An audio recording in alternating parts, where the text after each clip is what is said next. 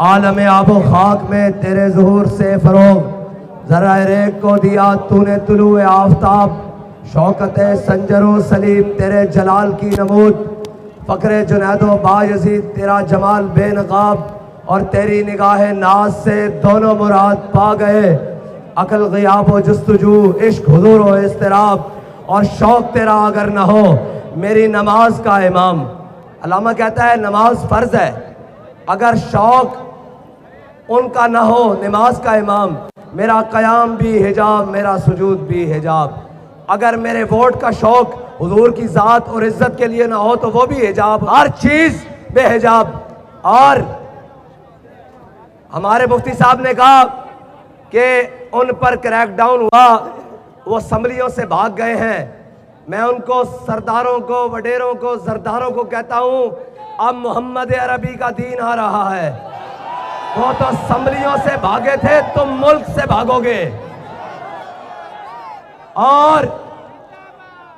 اور جو ظلم کا بازار تم نے گرم کر رکھا ہے پچھلے 50 سالوں سے، 5 دہائیوں سے، اس کا حساب لینے کا وقت آ گیا ہے۔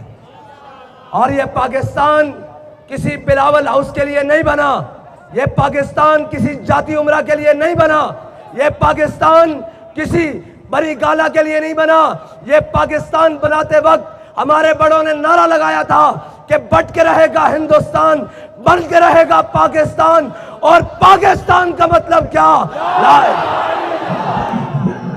ایک منٹ بھائی، ڈیرکی والوں تھکے ہم ہیں، کراچی سے ہم آئے ہیں، نعرہ لگاؤ نواب شاہ تک بھی جائے، کراچی تک بھی جائے، لاہور تک بھی جائے، اور اسلام آباد تک بھی جائے، بلاول ہاؤس تک بھی جائے، جاتی عمرہ کی بھی دیواریں ہلیں، بری گالا کی بھی کونچے ہلیں، ان کو پتہ لگے محمد عربی کے غلام جاگ چکے ہیں۔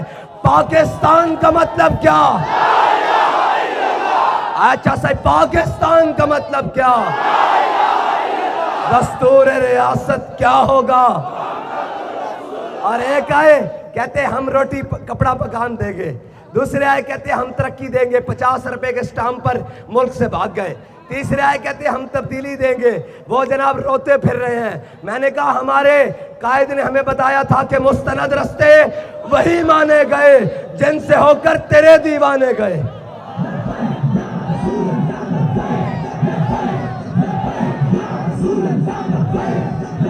مستند رستے کون سے ہیں؟ مستند رستہ کربلا کا ہے جدھر ہمارے امام حسین گئے، مستند رستہ ممتاز قادری کا ہے، تنویر قادری کا ہے، مستند رستہ علم الدین کا ہے، مستند رستہ خادم حسین کا ہے۔ اور مستند رستے وہی مانے گئے جن سے ہو کر تیرے دیوانے گئے، اور لوٹ آئے جتنے فرزانے گئے۔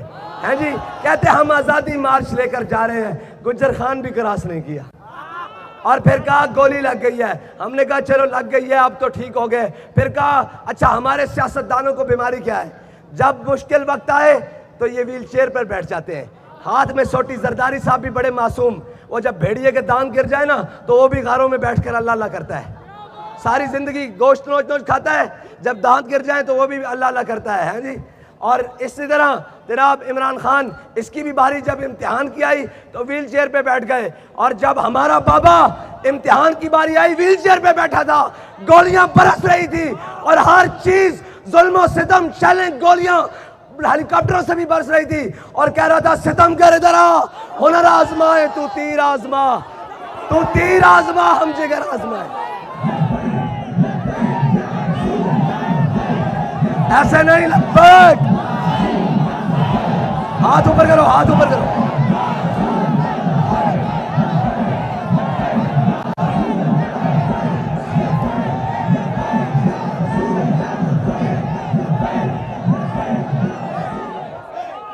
یہ بریانی کے ڈبوں پر نہیں آئے ہوئے، یہ پلاٹوں اور وزارتوں کے لیے بھی نہیں آئے ہوئے، یہ پٹواریوں کے بھی نہیں لائے ہوئے، یہ انتظامیہ کے بھی اکٹھے کیے ہوئے نہیں ہیں، یہ محمد عربی کے غلام ہیں۔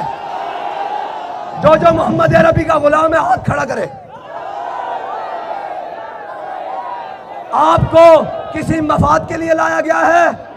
آپ کو کسی بات کے لیے لایا گیا ہے، کسی لالچ کے لیے لایا گیا ہے۔ ایک ہی ہمارا مقصد ہے کہ پاکستان کا مطلب کیا، دستور ریاست کیا ہوگا، اور ہم بتانے کے لیے آئے ہیں۔ تم کہتے ہو ہم نے سب کو ٹیکل کر لیا، وہ کوئی اور ہے جو ڈالروں اور پونڈوں اور ریالوں پر بکتے ہیں۔ ہم محمد عربی کے غلام ہیں، ہمارا سودا صرف بازار مصطفیٰ میں ہوتا ہے بس۔